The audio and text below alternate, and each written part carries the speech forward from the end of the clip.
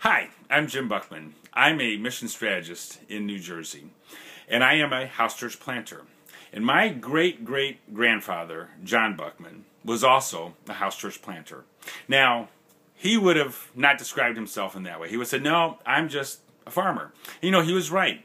But John Buckman had an interesting story. In 1882, he came to this country from Bremen, Germany. Came through New York City, not far from where I live right now in New Jersey.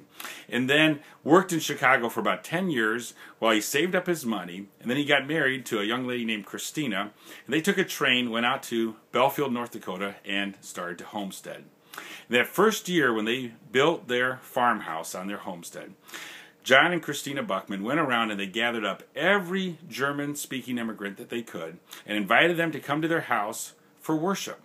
And in that way, they began St. Peter's Evangelical Lutheran Church, a church which still exists today. It's part of a dual parish there. My dad's mom, Eleanor Buckman, played the organ in her church for over 60 years.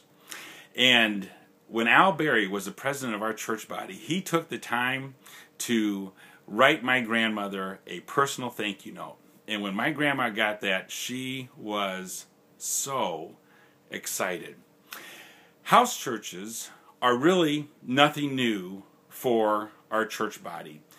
Herb Miller, the first vice president of our church body, recently shared with me that in his opinion, most of the congregations in our church body got started in precisely this way. Martin Luther, we know from the writings, Lutheran writings, advocated for house churches. And of course, when we read the book of Acts and the New Testament, we see the house church over and over and over again. And so, as a missionary in New Jersey, as a mission strategist in New Jersey, this is what I do. I help to start new house churches. And by God's grace, to God's glory, we have planted 5 house churches. We have 9 house church planter candidates in training.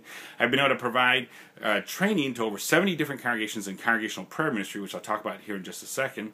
And these congregations are located in 6 different districts, and we have hosted hundreds of short-term missionaries. What I have found as a mission strategist is that prayer is very powerful and effective in helping to build relationships that can turn into worshiping communities. Martin Luther said some time ago that the best thing that we can do for a neighbor is to pray for them. And I think Martin Luther was right. There are a lot of things that we can do for a neighbor that are good. There are a lot of people who can do good things for our neighbor. But nobody can take care of our neighbor like God can. And that's why Luther said this.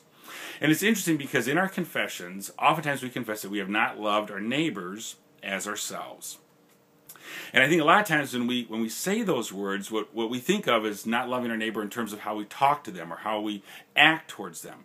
But what Luther said is that the greatest thing we can do for our neighbor is to pray for them. And so when we confess that we have not loved our neighbors as ourselves, what we're really saying as Lutherans is we're saying we have not been in prayer for our neighbor as we are for ourselves. And that's true because we don't have a hard time praying for ourselves or for our loved ones. But so often we don't pray for our neighbor. And even if we wanted to pray for our neighbor, would we even know how to pray for our neighbor? And then how would we take it from there to build a relationship with a neighbor and possibly develop a new worshiping community? And so I've developed 4 levels of congregational prayer ministry training. And that's what I was talking about earlier, that I've provided to over 70 different congregations.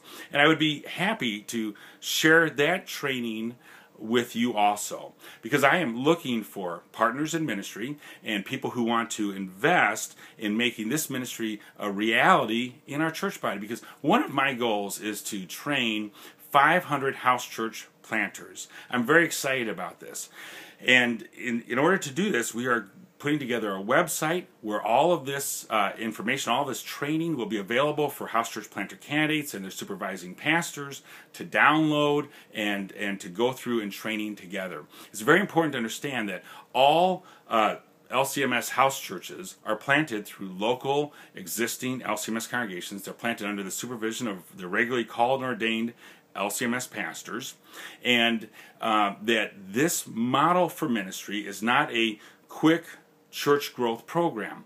It's solid word and sacrament ministry as defined by our Lutheran confessions. And by God's grace, we've seen new communities formed, and many come to hear law and gospel teaching and preaching with a blessing and of correct understanding and reception of the sacraments. Some of these house churches will go on to become constituted LCMS congregations. Some of them will remain LCMS house churches. And a modern day version of the old circuit rider model of pastoral ministry. Recently, two of our house churches here in New Jersey, Spanish-speaking house churches, got together for corporate worship in the sanctuary of the church which sponsors them.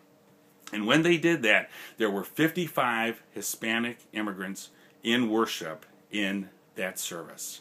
It was exciting to see that happen because that has developed just in the last year by God's grace. And when that group of Hispanic immigrants came together for worship, they represented the largest Lutheran Hispanic worship service in New Jersey. We just praise God for that. I pray God's blessings upon you and your ministry, and I look forward to serving in any way that God would lead. God's blessings.